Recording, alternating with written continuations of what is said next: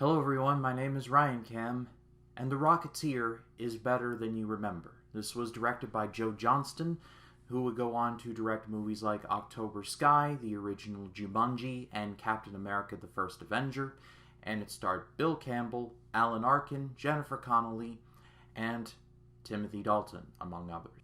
This is based on the pulp comic book created by Dave Stevens, and it was released in 1991.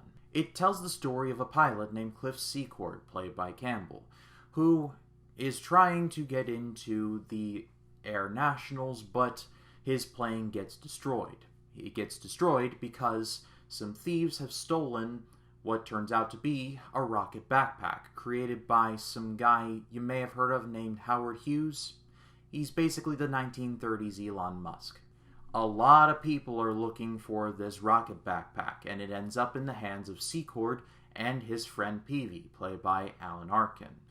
A lot of people are looking for this, like I said, including the FBI, Hughes himself, and an actor-gangster team-up of Neville St. Clair and Eddie Valentine, played by Timothy Dalton and Paul Sorvino, respectively. When I hear the term underrated kind of bandied about on film Twitter and other places, I'm at the point now where I think it's a bit overused. I try and be careful using the term underrated myself. I try and use it for genuinely things that I find to be underrated.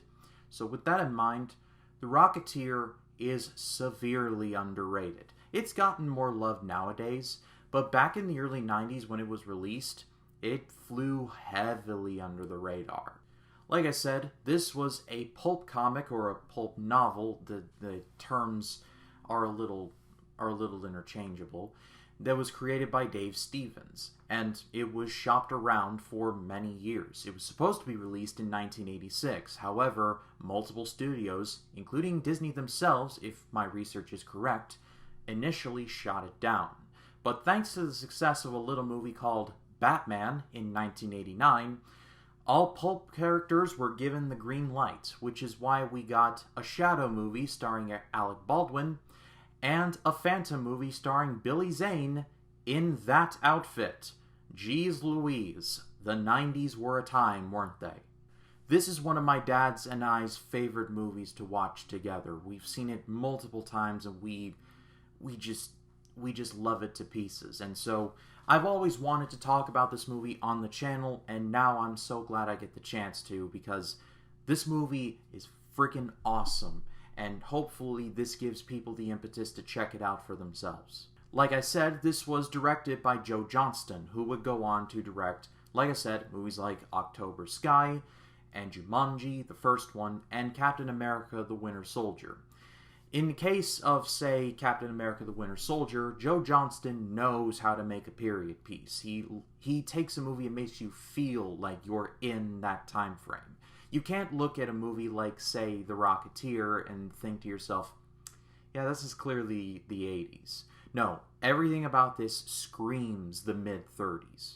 The aesthetics are so well done. It is dripping in the mid-30s, like, I hate using this term also, but noir-esque vibes. Everything is Art Deco. Everything's larger than life. The South Seas Club would never exist today because people would think it'd be too garish. But that's what I love about it. Like, Hollywoodland feels like Hollywoodland. It's, not gonna lie, it makes me want to get in a time machine and go back there.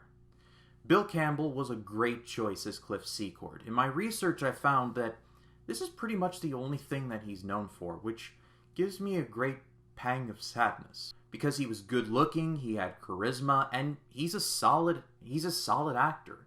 I looked up his IMDb, and it's mostly television credits, which, I mean, good for him. I don't know him personally, so maybe that was a conscious decision on his part, which, I mean, I can't fault him for that, but you would think someone good looking like him, who had charisma and could act, would be given a lot more, like, roles down the line, but unfortunately, there's not really much for him. Alan Arkin is great as Peavy. He has some of my favorite one-liners in the whole movie. As a matter of fact, one of my favorite lines in the movie, period, comes from Peavy, when, after the whole incident in which the older gentleman, I can't think of his name right now, gets into the plane to save Cliff and Peavy's butts after the whole after the whole Bigelow thing, excuse me, and he falls, like he gets knocked out at the plane. It's up to Cliff to strap on the backpack and save him, and Cliff puts the helmet on his head, and he turns and asks Peavy, "How do I look?"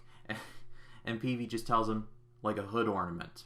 The friendship between Secord and Peavy is real, even when, Peavy's face is literally inches away from just being seared on this grill by a mobster. He won't give up the ghost. That's a friend right there. Timothy Dalton is fantastic as Neville Sinclair. He was just coming off of James Bond around this time, and in my research I found that he was heavily based on Errol Flynn, and considering the fact that Neville Sinclair stars in those swashbuckler type movies, it's not hard to see the resemblance. And actually, this is something that I learned in my research. Neville Sinclair was based on Errol Flynn not just because of the swashbuckler aspect, but because of something else. Around that same time, a book was released called Errol Flynn: The Untold Story, written by Charlie Higham. The book claims that Errol Flynn was a closeted Nazi spy. This book has since been debunked several times over, but the whole Nazi aspect of this movie is heavily influenced by that book. He also has another great line, too, where he's talking to Eddie Valentine, and Valentine tells him, "By the way, if the government comes for us, if I'm going down, I'm taking you with me." And Sinclair turns and is like, "Who are they going to believe? A mobster? Or the number 3 grossing actor in the country?" And he walks away. Not gonna lie, that hits a little home.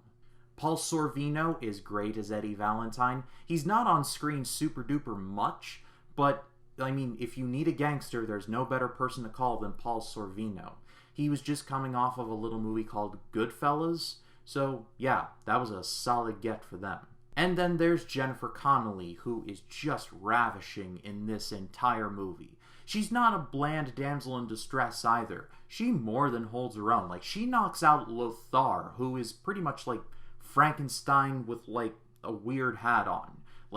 She can more than do her thing. It also helps that Jennifer Connelly is a really good actress who would go on to win an Oscar. So Jennifer Connelly always holding it down.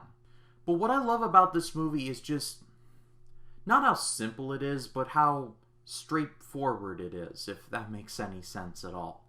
This movie is earnest, unironically. It's not making fun of the whole good guy, bad guy thing. One guy wears a white hat and one guy wears a black hat sort of thing. It is unironically good guys versus bad guys. It revels in that, and that's honestly what I love about this. I'm not gonna lie, it makes me pine for movies like this. Cliff Secord is not a perfect person.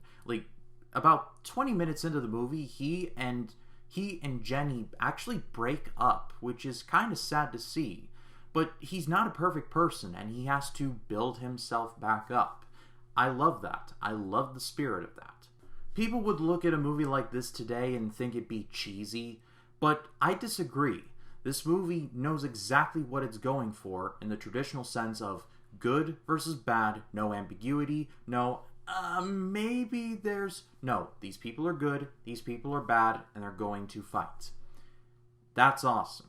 At the end of the day, if somehow you have not seen The Rocketeer, go out of your way to watch it, because it is subtly one of the best movies that Disney has ever made, and it is definitely better than you remember. Hi, everyone. In Ryan Cam in the future here. At the end of this video, I teased for next Sunday's video it was going to be about Basic Instinct, and I will cover that in the future. However, considering that next Sunday is going to be Easter Sunday, I felt it weirdly improper. So next week, I'm going to pivot slightly and cover instead one of my favorite movies that has a bit of faith-based elements in there, since it is Easter Sunday. I'm going to be talking about The Chronicles of Narnia, The Lion, the Witch, and the Wardrobe. I will cover Basic Instinct the next Sunday, so that would be the 24th. But what did you think of The Rocketeer, if you have seen it? Leave your thoughts in the comments. I'd love to read what you have to say about it. But if you like this video, please be sure to leave a like, comment, or thoughts down below. And if you like this video and you want to see more like it, hit the subscribe button and click the bell to allow notifications. That way when a new video drops, you'll be the first to know about it. My name is Ryan Cam, and go get him, kid.